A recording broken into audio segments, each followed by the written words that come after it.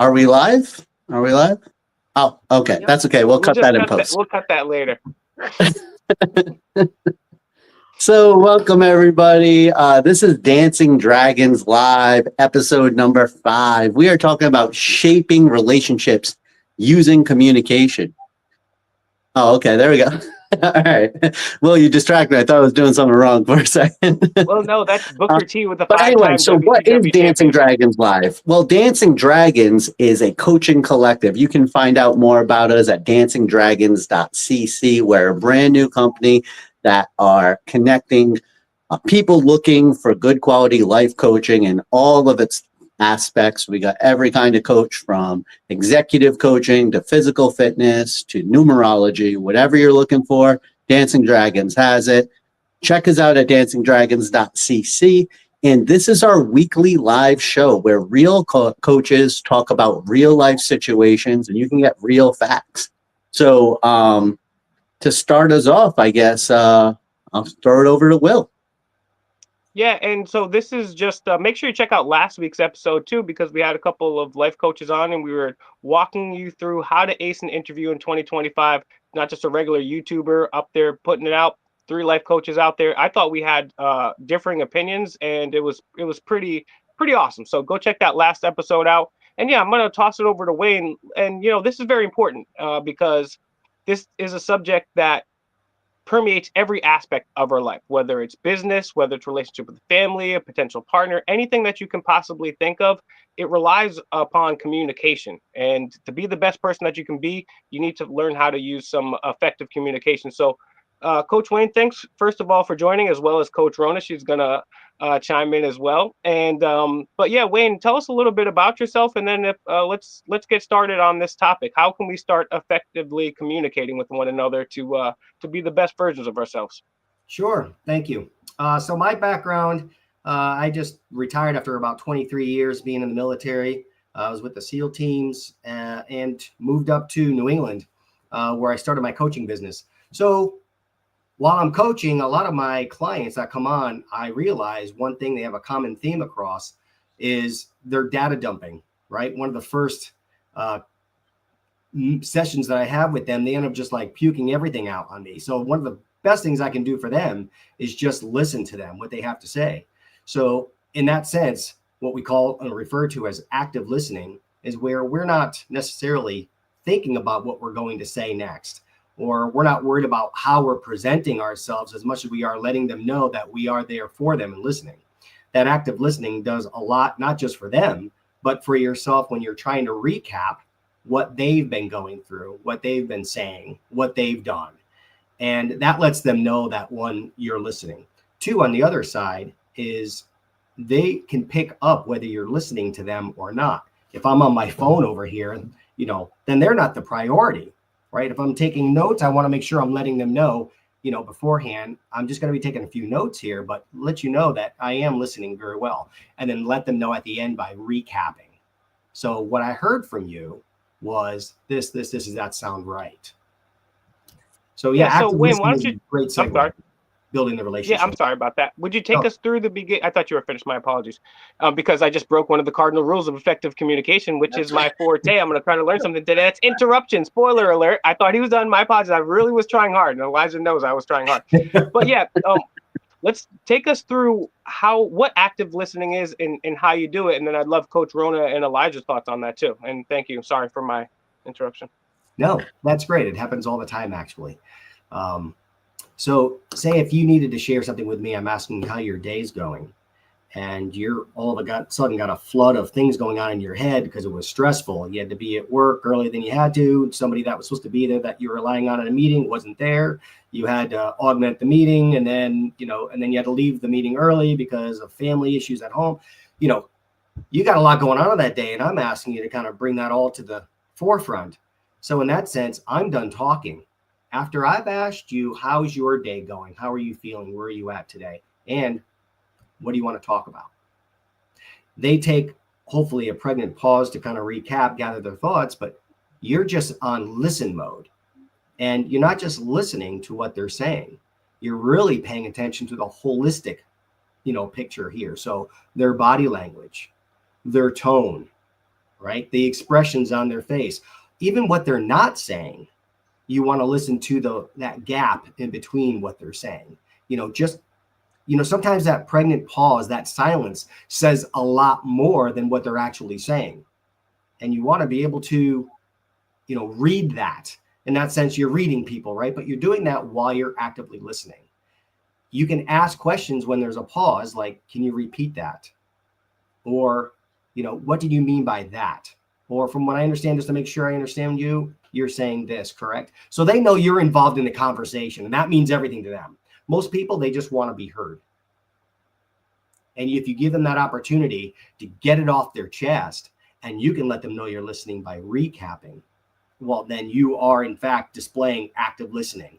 You're not making any assumptions. You're not making any judgments, right? You're not talking at all over them. It's letting them know that you are actively listening to them because you care. And that's the first step, really, in starting to build that relationship with trust, right? And that's huge. Yeah, and I'm going to pass it over to Coach Rona. And yeah, anyone that's ever been in an office setting and there's a meeting knows when you open up for questions, people just want to talk, right? And so it has nothing necessarily pertaining to what the meeting is. So yeah, Coach Rona, what's your take on that? So, here's the thing, the way I see active listening, it's the hardest thing anyone can possibly do because we all want to be heard. We all want to feel like we are part of the action, like we are right there with them. And when I talk about active listening, one of my big points is that it doesn't have to be a bad conversation to not actively listen. A lot of times, if we're angry or if we're arguing, we'll talk on top of each other because we want to get the upper hand, even in great conversations. So if you're with a friend who, oh my God, I just came back from this great vacation in Ireland. We did this and this, and then all of a sudden you chime in with, oh my God, we did the same thing and we did this, this, and this. And all of a sudden you've just hijacked the conversation. That is not active listening. You can say the exact same thing after they're done. And they got to finish their story. They had the satisfaction of telling you all the fabulous things. Then you can match them and be right there with them. And that solidifies the relationship as opposed to someone who overtakes you. I actually, not to brag, but I went to Ireland. That was a cool story. I went to Ireland and I was hanging out with the leprechauns, and I was on the top of the Guinness building. Cool story. No, yeah, that's really true. A lot of people, right? And that's how conversations will flow a lot of time is like, oh, that reminds me of this or this experience that I had. And you got to keep in mind, slow down, right? And that's how relationships will develop. Because if you're too busy trying to say, well, yeah, I ate 9 hot dogs, you only ate 7, right? You're missing out on that opportunity. And Elijah, and maybe Elijah, you can also comment on what we're just talking about, but also people like myself who have difficulty, and Elijah's a witness here. He'll attest to the fact that him and I we'll start a conversation about Kantian philosophy, and then it'll be the Count to Saint Germain, and it'll be like the benefits of riboflavin, right? So it's very difficult sometimes to stay on topic. And in this generation, a lot of people, our attention, thanks to TikTok. I blame TikTok. Just kidding. We love TikTok. We're live on TikTok. Like, share, and subscribe if you're just joining right now. But yeah, points on that, Elijah, and also people, we do live in this world where our attention span is not what it once used to be, perhaps. Yes. Good point. Well, I think that there's again, I have a degree in communication, and it's true. Whenever you're a hammer, everything looks like a nail, right? So it's like I see so many problems in our society is mostly miscommunication, and a lot of people, like for instance, a lot of people think that they're speaking the same language as everybody else. Everybody's like, oh, we're speaking English right now, but really, if you were to break it down, like the words that I am using, like the different things I'm doing, it's kind of my own coded language, right? And everybody else has their own. And so sometimes you can take a situation like what Coach Rona said, where it's like, somebody was like kind of jumps in and hijacks the conversation. I actually have a tendency to do that, right? And it wasn't until I realized that that was being interpreted as me hijacking the conversation, because I wasn't trying to hijack the conversation. I was trying to like find a place to connect with somebody. I was trying to say like, hey, me too, twinsies, right? Like, but like that, then like, there was like a couple of situations where like people didn't take it like twinsies, right? People took it like, oh, he has to be the center of attention over here. And it's like, that's not what I'm doing, right? But and so it's important to have self-awareness, but also understand that other people might have like gaps in their own self-awareness when it comes to communication, right? So for instance, going back to the active listening theme, right? I had a platoon sergeant when I was in the Army, and anytime I talked to him, he just stared straight at the floor. It was the weirdest thing in the world. I'm telling you, he'd be looking up. I would say, hey, I forget his name. It was a long time ago. But I'd be like, hey, Sergeant, Phillips, whatever it was. It wasn't Phillips. And he would just like literally be like, Roger, and he would just stare at the ground. And I didn't understand. I thought it was like weird. At first I was like, does he not like me? Like, what's going on? And I actually asked somebody about it. I was like, does he do this with you? And they were like, oh, well, he was, I was at a language school. So he was a translator. And so he was used to listening with his headphones on. And like translators, like they kind of get their own little ceremony going. So when he's trying to pay attention, he looks at the ground, right? Because he got used to doing that with headphones in, right? And so that was just him. That was his listening ears, right? It seemed like he wasn't paying attention to me at all, right? But, so now I would coach him and say like, hey, like if I were his coach or if I was like a friend of his, I'd be like, you might want to try not to do that because it's off-putting to some people. They don't understand, right?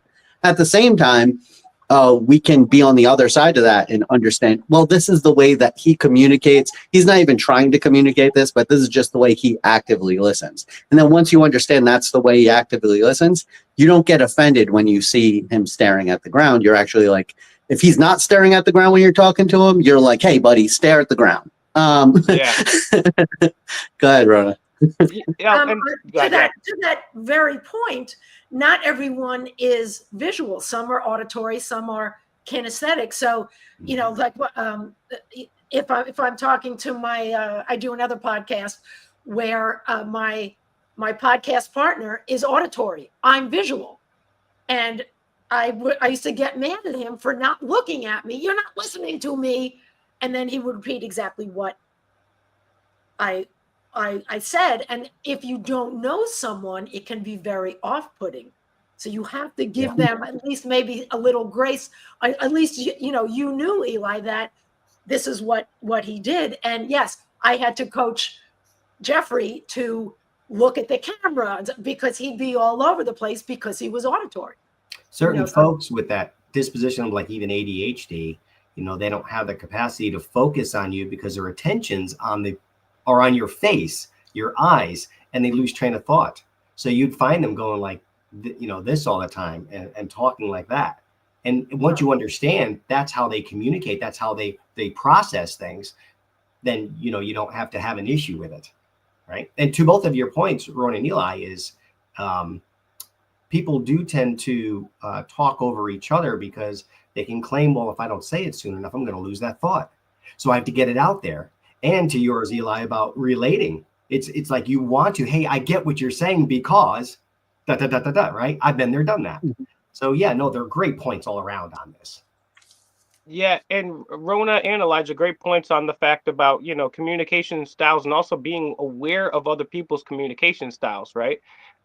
Because that's something that's really important. Just taking consideration, not everybody was raised like you, and not everybody's you. So you got to take that into account. And then another thing, just to harp on this too, is not only communication styles, but the definitions of words. I can't tell you how many times I'll argue with a friend and one of my friends said today, well, do you think I'm a liar? I was like, well, psychology shows that every single human being lies. So, well, do we think I'm a pathological liar? And so any word you can talk about has a definition. So it's important before you spend 2 or 3 hours discussing, like Elijah and I do, Coach Elijah and I do spend many times. And then we were like, oh, well, I thought this said this. I thought this meant that. And, it's very important to be, I mean, even in the English language, like Elijah was pointing out. And then, Elijah was talking about when he interrupts, there's different reasons to interrupt. When I personally interrupt, it's because I already know what that person's going to say and it's inferior to what I have to say. What I have to say is more important. So I figure, just let's save the time. We're only here for 70, 80 years, right? That's But one more point on active listening, maybe if Wayne wants to, any more points of active listening, things that I think are important is, like Wayne said, you want to make sure you recap what that person said to you in maybe different words. Also, eye contact's good. One of the biggest compliments that I've gotten from a lot of people is when I've been actively listening to people. And if someone's gesticulating, or if someone says, hey, well, this, I've had people say, hey, wow, I noticed that you're actively listening because you're watching where my hand is going, your attention to detail, even if you're not necessarily doing it. I mean, you obviously should, but those are little things to keep in the back of your head. Coach Wayne, any other points on active listening? And if not, what's the next step to effective communication? Yeah, I think we hit on several points. So I think we did well with that, specifically active listening. Another one, I think we're looking at are assumptions that we naturally tend to make in communication. We think the experience that you've had, you think because that other person was maybe in the vicinity, or that they've been there and that same experience, that they took the same thing away from it than you did. The understanding, and the greater understanding is understand that we all come from a different walk of life. We all have different perspectives. So with that, each individual perspective, we perceive the world around us differently. So we can look at the exact same thing, but gather different information about what we just saw. There may be something that you saw that triggered you, an emotional feeling from years ago. You had a whole different experience than the person standing there next to you watching the exact same thing. So in a conversation, when we're having, a relative conversation about something that we both experienced, and you don't want to necessarily jump in and say, yeah, I get that, because you might be making an assumption there that, you haven't been in their shoes, because they did come from a different a different walk of life. So what's the value here is asking them, how did that make you feel? How do you feel about this? How did you feel about when that took place, or when you saw that or experienced that? So making the assumptions can actually lead you down another path, a path that's not relevant to the conversation at hand. It does not apply. And they'll let you know, if you're making an assumptions, because you made an assumption and you went down a certain direction by making a comment or asking a question based on an assumption. It's like, well, no, actually, that didn't happen to me that way. It happened to me this way. And now you're going back to active listening. So it takes a lot of patience and a lot of going back to self-awareness to say, what assumptions am I making with respect to this conversation? Because those pregnant pauses are the one that's going to help you check you. Like we always say, check our ego at the door, right? That's just saying, that part of me that wants to lead from the front or be heard, or, like you were saying, what I have to say is more important than what you have to say, leave that at the door, right? If you have that self-awareness, then you're going to be checking yourself naturally. Okay, I'm actively listening. I'm not going to tell them I experienced their feelings, because that would be disregarding their feelings to say, yeah, I know exactly what you mean, right? No, and we all come from a different walk of life and a different perspective. So everybody has a unique experience, believe it or not. We can all say, yes, the band was awesome, right? We went to this concert and it was phenomenal. Yeah, you remember that? Yeah, I remember that. Did you hear that? Did you see? Yes. But how did that make you feel? Because that really differentiates all of us, that unique experience based on, your perspective, your background. So checking yourself when you're in a conversation, what assumptions am I making here when I go to make a comment or ask a question, is going to prove its weight in gold, especially in that active listening process. Yeah, absolutely. And to that point too is, in my younger my younger years, I used to be somebody that would get road rage. I would be getting road rage so bad. I'd be like, "You're doing 45. I have to go to work." And then my brother is like, everybody's fighting multiple battles that you don't even know right now. And it's true. It's corny, but it is true. And a lot of times, like Elijah was pointing out, a lot of times the reasons why people do things is, you know what?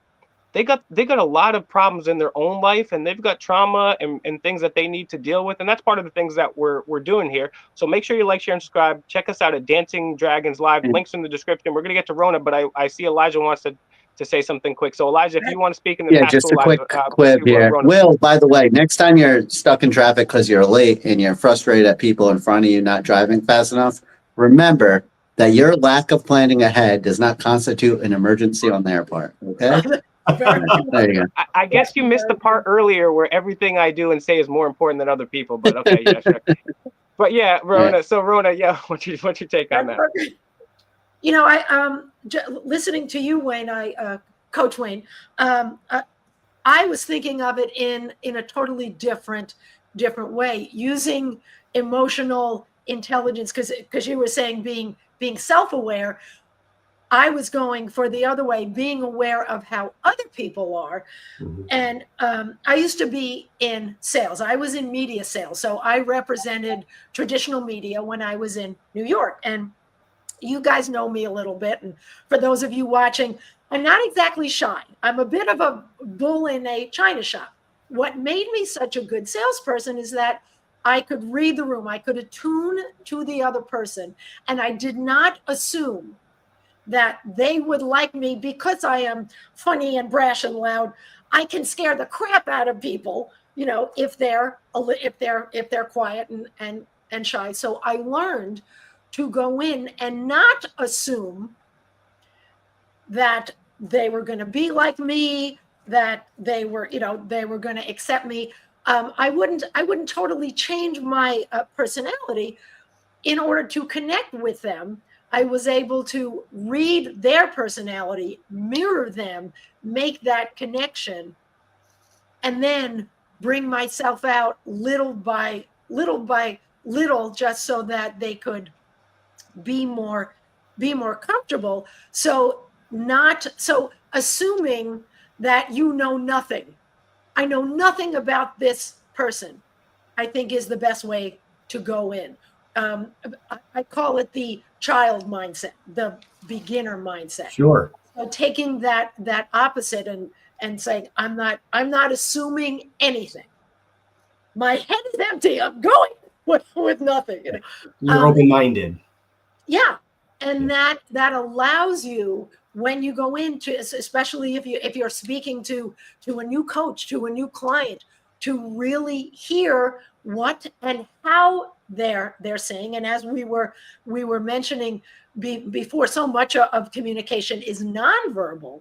Mm-hmm. We can be more aware of all the things that they do to get their message across. Absolutely.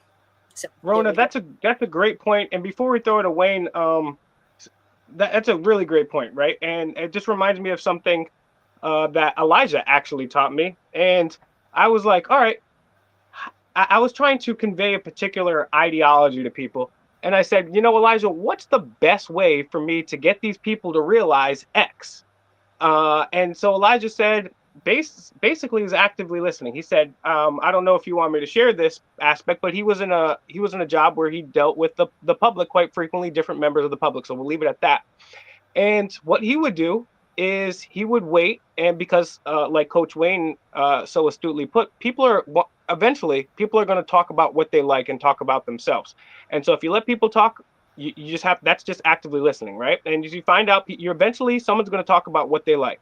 And then what Elijah would do is listen to what that person said and then count the argument within that parameters, within those frameworks. So I think that's just one of the benefits of active listening, is because at the end of the day, we're trying to make this practical for you. We're trying to make this coaching practical. So at the end of the day, if your boss is saying something, or a potential significant other, or a family member is saying something, these are simple things that you can take advantage of to deepen those relationships and reap the benefits on both sides. So Coach Wayne, yeah, please continue. Thank you. Absolutely. Well, hold on. Let me jump in there before we yeah, go back to Coach Wayne. But yeah, so what I would say is that, and again, this might not be the best example of not assuming things, but I would just say like for my real life situation is being married to a Haitian woman has dispelled me of any kind of assumptions I will make. For instance, a couple weeks ago, my wife asked me, do you eat ragu? Now, I'm an Italian American. And so I had to think about this for 5 seconds.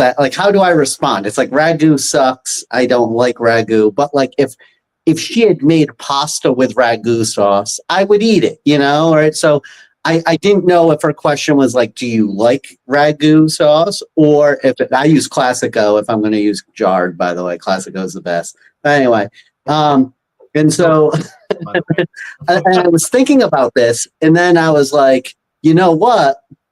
I bet you she's not talking about pasta sauce. So then I said, I can't even answer that question because you could literally be talking about anything right now. Right. And so she goes, okay. And so she types it into her phone, and it turned out to be pig's feet. So I was right.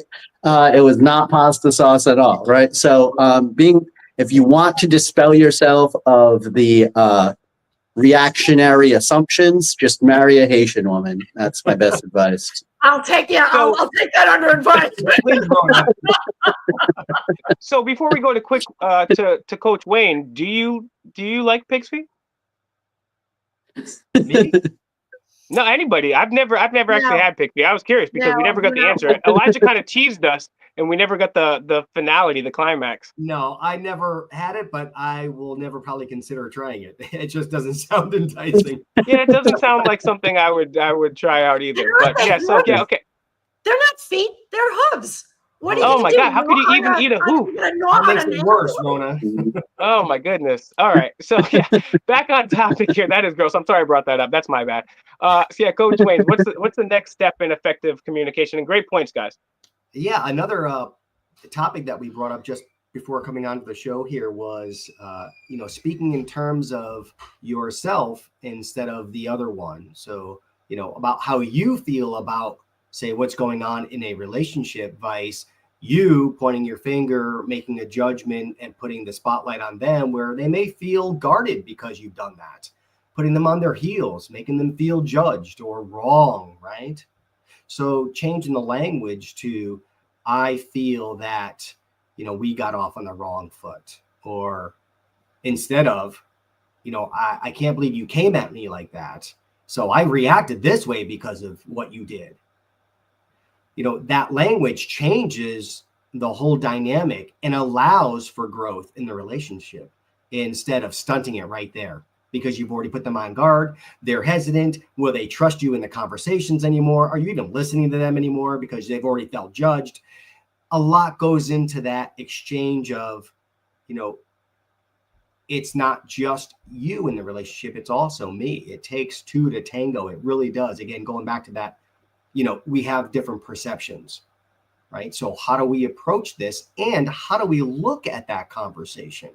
If you are not on the outside looking in, you've only got half the battle.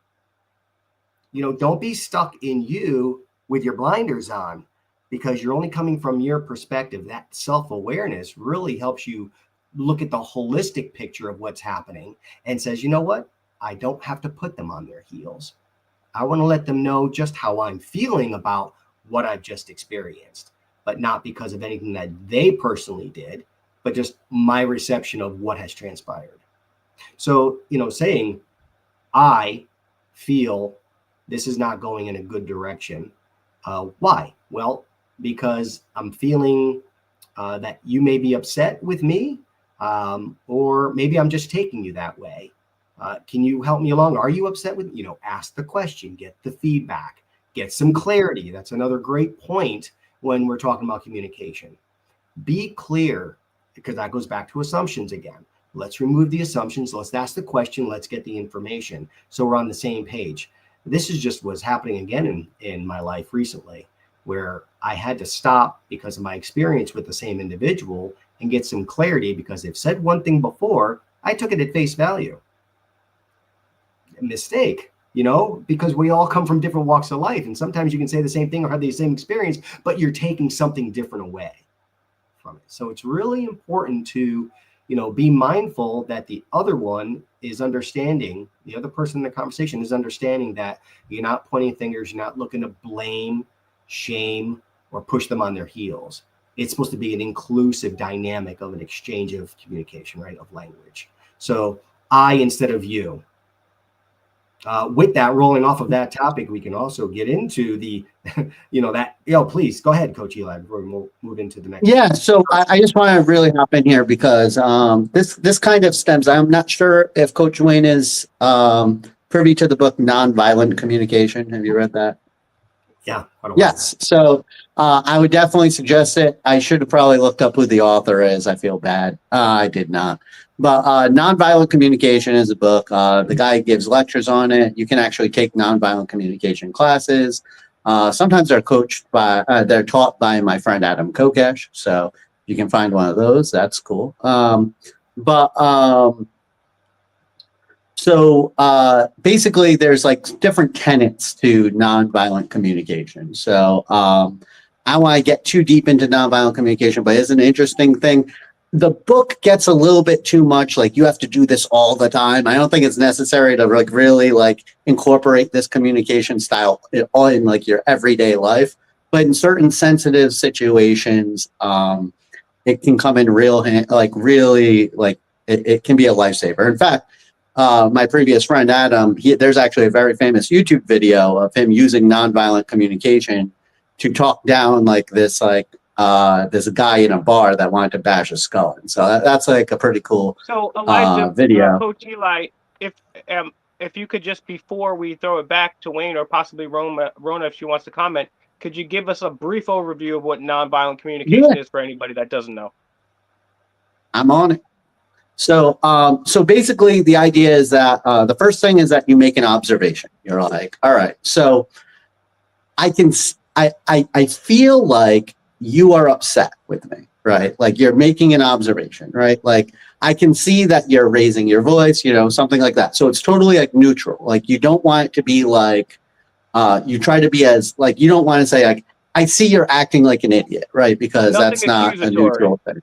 Right. Yeah, exactly. Right. So, and then you express your own emotions about it. Like, and then you can say, you identify needs on both things. Like, so it's like, well, like, I just need to be like understood that I am trying to say this. And I feel like you need, and then whatever it is. It's hard to do it without a concrete example, but you get the idea. You identify each other's needs. Now, again, you ask these as questions whenever you're talking about the other person. So if they're not like, if they disagree, they say, no, that's actually a good thing, because that means that you made a wrong assumption, right?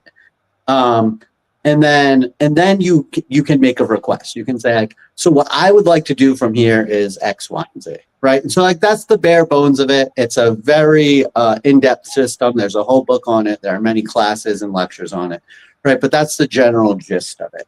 And then like I also just want to say like there are other things that you should and we could actually loop back to this afterwards. So if Rona wanted to talk about that kind of like assumptions and nonviolent communication and I and you, go ahead, Rona.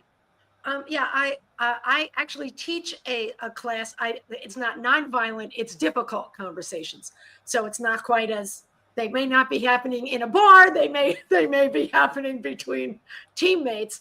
And it's everything that you guys are saying. And I want to pick up on a couple of things. Coach Wayne, you had mentioned the help me understand. I think that is one of that people want to be helpful. Can you explain it to me? My line, because I work with purposeful and attuned play, I need adult supervision. Could you help me understand this? And right away, that humor deflates any possible anger or emotional outbursts. Mm-hmm. And Coach Eli, you were talking about asking them questions. One of the things that I stress when you are trying to find more information so that you can understand the other person better is to be a reporter. Who, what, when, where, how.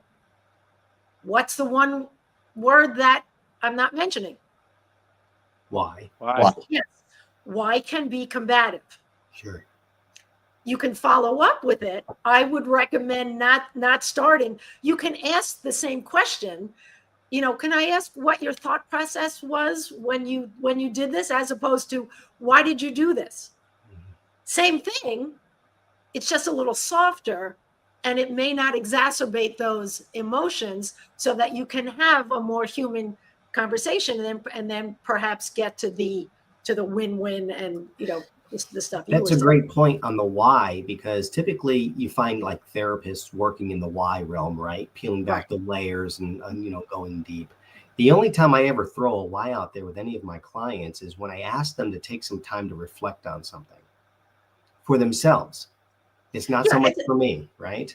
It's not I just for me. interrupted you. Oh no, I wasn't active listening. Sorry. No, but yet still, we only have so much time. So that input, don't jump in the pool. No, but it's important for somebody to still, if they're in that, client and coach relationship, to bring them through a reflective period when you're trying to bring something to the front, because we're creatures of behavior, patternistic behaviors. And if we fall into a pattern and we're not seeing it, I mean, that's a great reason why I need a coach, because I can't get unstuck here. So I need somebody else with a different perspective outside of my own to show me, hey, don't tell me, but think about why you might have done that. You say you keep doing this over the years, but why do you think you might be doing that? And when you think you might have something, don't tell me. I'm going to move on to another question here, but I want you to use the answer that you just found with this next question. But it helps them kind of unveil patterns that are keeping them stuck. Right. And now I'm not talking about deep diving. We're not going layers right deep. Just enough to be like, aha, I never thought about that before. I never saw it that way before. That light bulb goes off. The reflection reveals something, right? So yeah, why is not typically, it can be combative when you're coming across that way, but there is its time and place for use.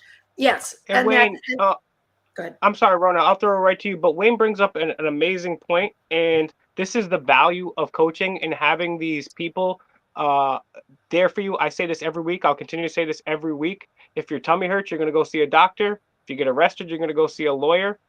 You go to life, you should get a life coach. A lot of these people, like Elijah alluded to earlier, have been successful executive coaches, dating coaches, health and wellness coaches. There's a very diverse array depending on what your field is. And that is one of the most important things. Not only did Wayne harp on the fact that seeing it through a different perspective, but what we're trying to do is not tell you, you did this, you did that, you did that.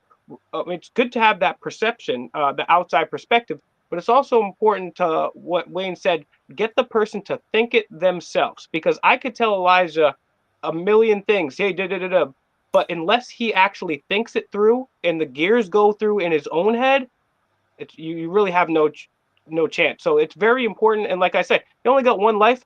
And a lot of these people have been tremendously successful. And on that point, before we throw it over to Rona, make sure you like, share, and subscribe. Find us at the website in the description and let all your friends know about this, right? We're going live every single week, Mondays at 8:30 p.m. Eastern time. So stay tuned and check out our last week's episode. Without further ado, Coach Rona, hopefully you didn't forget. What did you want to say on that? I wrote it down.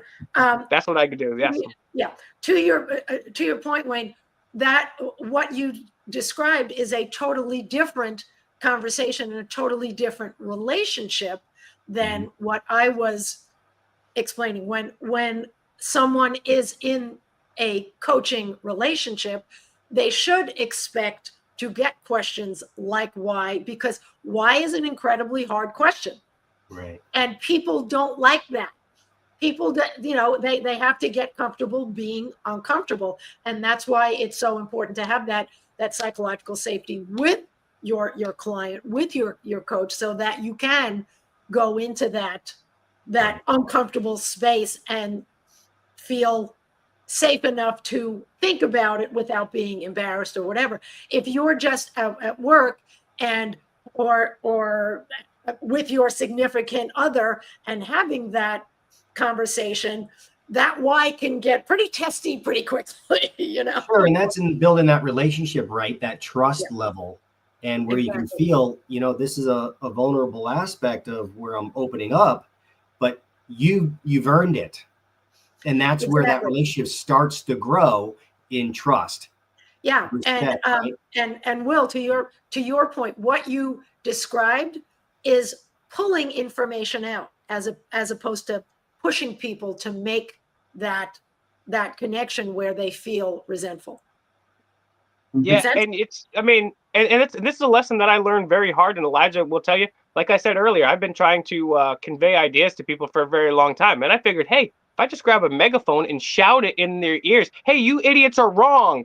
This is new information. And for some reason, the world didn't change. And so I got a life coach, right? I got involved in Dancing Dragons, and now the world has changed. It's not perfect yet, but give me another 15 minutes. Elijah, any points you want to say on that before we let Coach Wayne move us? Yeah, actually, I kind of want to do I want to kind of hijack the conversation a little bit and make this a silky segue.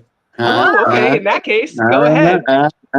Okay, silky segue into how we have to be like more self-aware depending on like what kind of relationship we have with a person and how we communicate to them, right? So probably like the first time I really became aware that of perceptions was when I was in sales. And we had a very like hierarchical like team structure in the sales thing.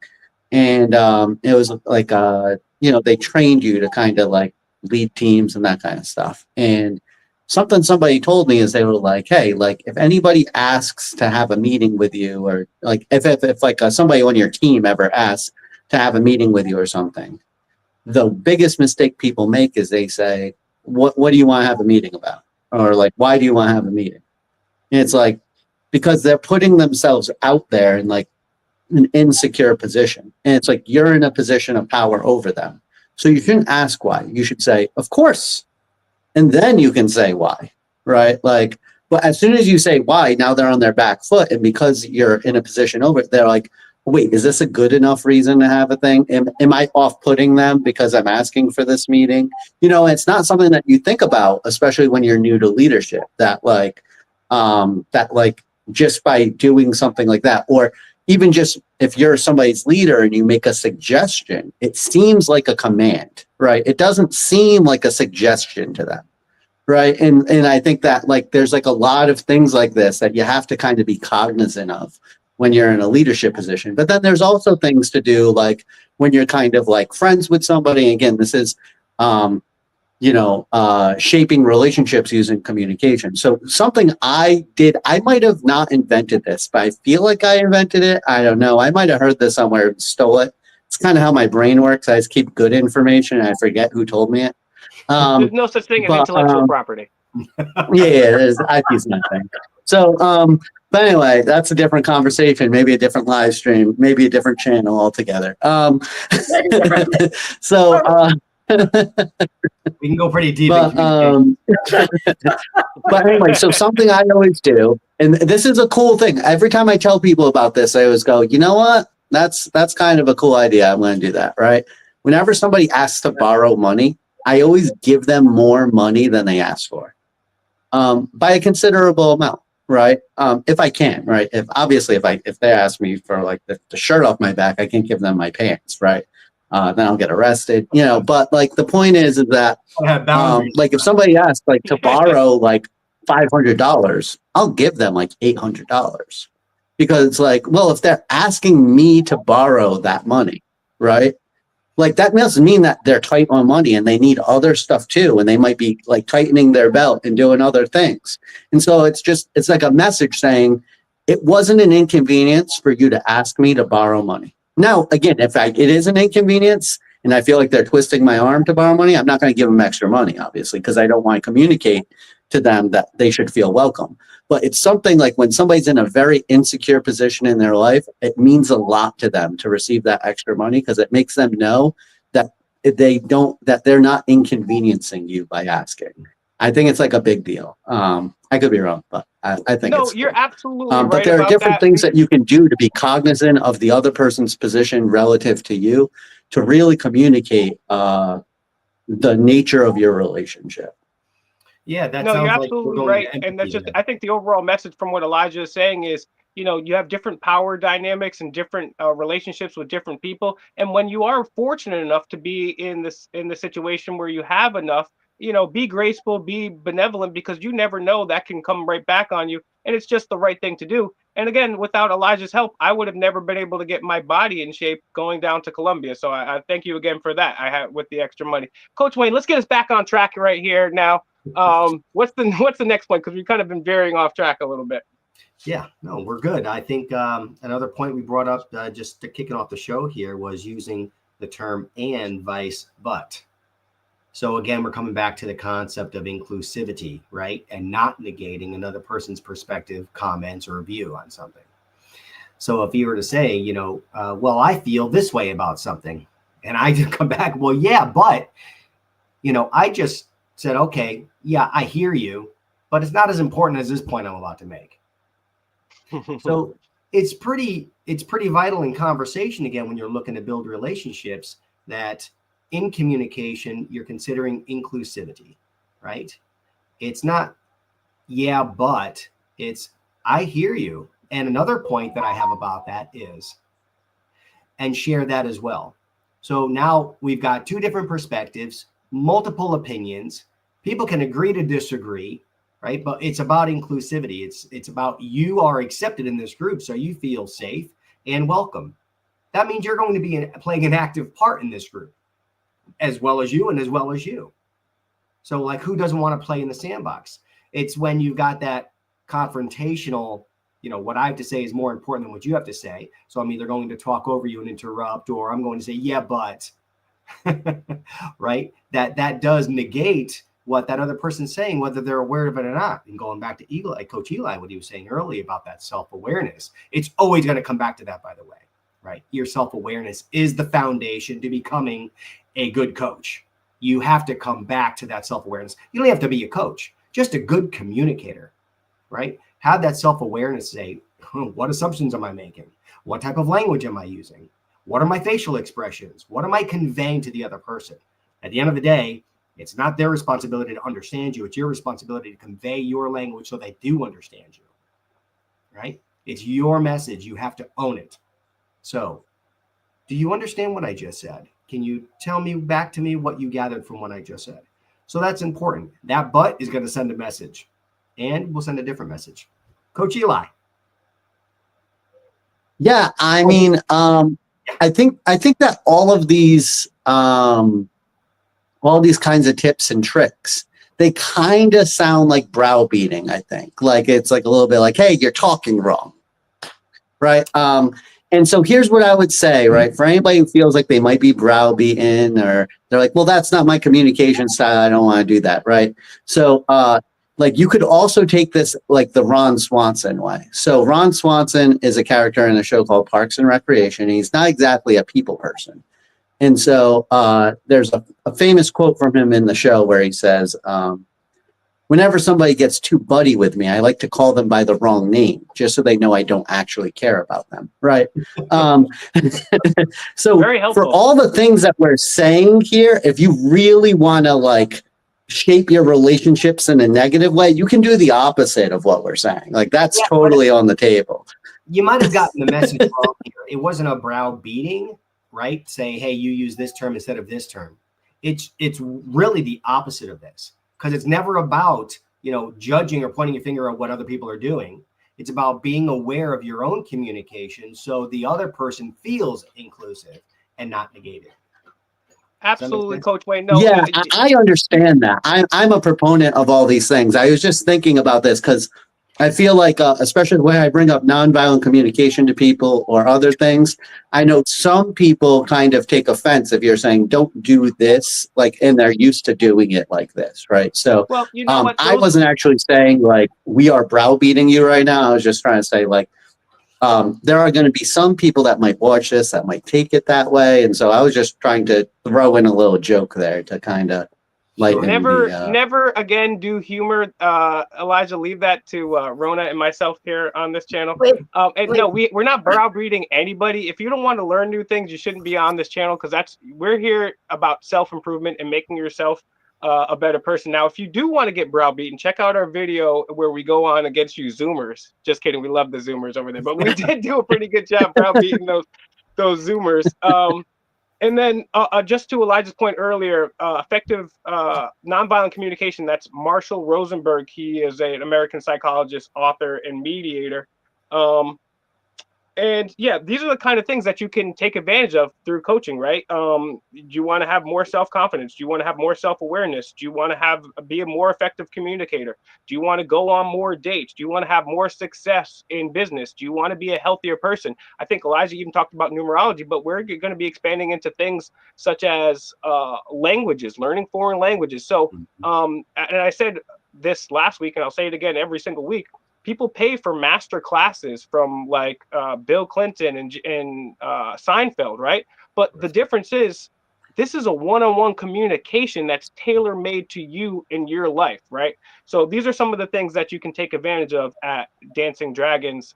And so check us out at the website, share the video. Let's get to some final points because we're coming up here on an hour. Any final points and anything that we missed, Coach Wayne, starting with you, brother? Yeah, I don't think there's a lot we've missed, and there's so many other points that can be, had here in communication. It's, I think overall to be aware that communication is hard. It's really hard to really just get it right every single time. You're talking about a world of different people and their communication styles, where they come from and how they perceive you as a communicator, as you're being self-aware and reading other people so you can communicate effectively with them. People are messy, right? We're emotional creatures. And at any given moment, Coach Rona had a bad day and she's putting on a happy face. But I can say one funny thing, she took it the wrong way. I'm over here laughing and she's pretending that, it was funny when she's really distraught about the whole thing. It's hard because you just never know. So, one of those topics that hopefully we'll get into in a future episode here is really big out there right now in corporate America. And I think my background being in the military, maybe some aspects of the military are just starting to touch this, just scratch the surface. And they're really interested right now in corporate America. And this is engaging in empathy. So really connecting with your employees. Right? How do I do that? I'm the boss. I know how to direct and I know how to delegate and I know how to tell people what to do, what I want. Here's my intent. I'm out of here. Good luck. I'll catch up with you tomorrow. But I'm telling somebody I had no idea what their day was like today. And I just spoke to them like they're just a robot.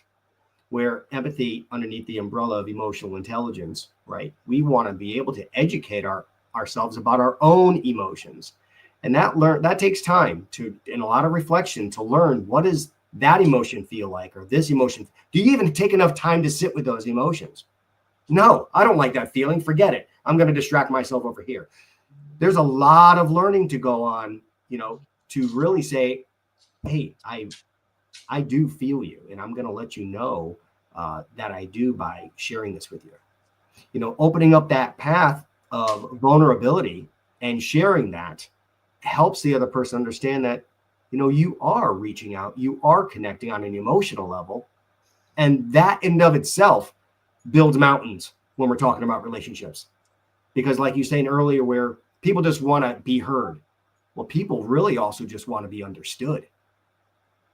And that's not just about what they just said. I mean, you can say logically thinking, yes, I understand what you're saying. I know the English language. But now you're talking about a dose of emotion behind that. Do you really understand what I'm saying now? Are you reading between the lines? It's taken me probably close to 19 years of my own marriage to learn a lot of reading in between the lines and understanding what that emotional side is. And how do you respond to that? And that's a whole nother piece to it too, because you don't respond the same way twice when you're talking about different people with similar emotions. But that's probably for another time. That's a big topic to get into. I don't know how much time we have left. If you wanted to segue into another totally different topic, or no, probably not enough time. We're going to tease that. We're going to tease that for a future week. Next week, we're going to have a surprise guest joining us at 8:30 p.m. Eastern. So stay tuned for that. And we'll be joined every single week going forward at 8:30 p.m. Eastern. So again, share us on Facebook, LinkedIn, send us as an email, text message. There's a lot of people that can use this help. Literally every single person. There's not a person in the world that can't use help from somebody that's more experienced and disciplined with an outside perspective. There's nobody that can't benefit from that. And that's what we're trying to do. That's what Dancing Dragons is about, is we're trying to make a world a better place and connect those coaches with the people that need that help. I'll get some final thoughts here from Coach Rona and then Elijah, please. I don't know if I can follow up that soliloquy that Coach Wayne gave, but I will do. Just in a nutshell, it's not about you.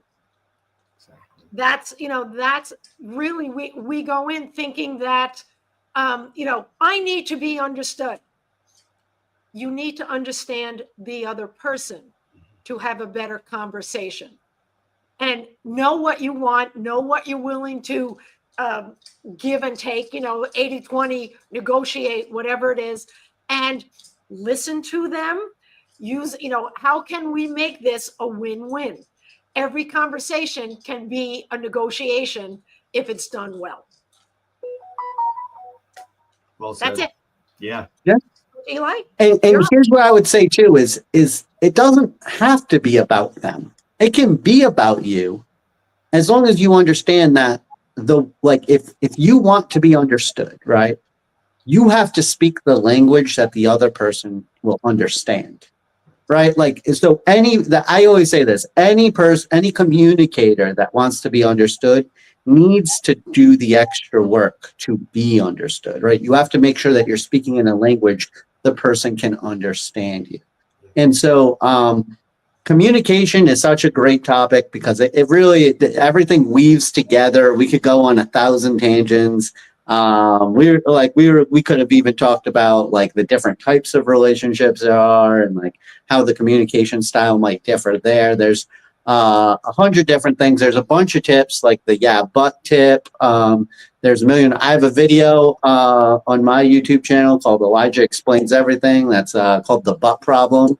And that's basically about how people put all the emotion behind the word but, right? So when you say, I love you, but right now you're annoying me, all the emotion in that sentence gets put on the stuff after but.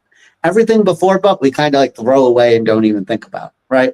And so there is a way to kind of like hack the system, hack the human brain there. And that's by reversing what you're going to say and put the good stuff after but, and then the, constructive criticism before the but. So you can say, listen, you are driving me crazy a little bit, but I want you to know that I still love you, right? And so that just comes off totally different. And so that's something that you can think about. There's literally a million of these tricks in communication. You can never know everything about communication because then you get into cultures and different stuff. It's a lifelong learning experience. And again, if you are a Ron Swanson type and you want to be the dark side of communication and use these tricks for evil, it's still worth learning. So that option is always available to you. You can either learn it or you can let other people that know it's best you. So it's really up to you what are the side of the force that you sit on. I hope we all learned something today. Before you go, guys, make sure you like, share, and subscribe. Find us at DancingDragons.CC. That is DancingDragons.CC. One last quick little communication tip. If you say things 3 times, people are more likely to remember it. DancingDragons.CC. That's the 3rd time. Go over there. Check us out. What we're doing is we're giving you practical coaching for real life change. Every week, we're here with life coaches. I mean, look at Wayne and Rona. These people are punching way above me and Elijah right here. But hey, we're here with them, right? And I mean, it's really cool to be able to share this platform. And all jokes, I joke with Elijah because he's my buddy, but he's like the 16th, 17th smartest person that I've ever met. But all seriousness, these guys are great people. These people have been. Yeah, and these people. We've had a lot of these people- arguments since 3 streams ago. Every time we have an argument, I drop a person. That's what happens. Yeah. I agree to disagree. Yeah, Elijah, you're annoying me, but no, just kidding. I love you, but no, I hope you all learned something today, and that's what we're doing. And again, check out our video from last week. It's How to Ace an Interview 2025 with life coaches, and you're getting different opinions. I think it's one of the best videos, if not the penultimate video on doing an interview, literally on YouTube, because I probably watched every single one of them. And then hopefully going forward from now on, Elijah won't say, "Hey, Will, you're a stupid loser." He'll say, "Hey, Will, based on your actions, you're making me feel like you're a stupid loser." So guys, DancingDragons.CC, DancingDragons.CC. We came out on an hour perfectly. DancingDragons.CC. Share us. We'll be live again 8:30 p.m. Eastern next week with a special guest. So stay tuned, and you guys have a great week. And remember, Be excellent be to each awesome. other, everybody. Be excellent to each other. That's right. We'll just cut That's that. it. Be excellent. It's We'll just cut that. from I'm Bill just and gonna hijack. I'm just gonna keep hijacking Elijah's catchphrases.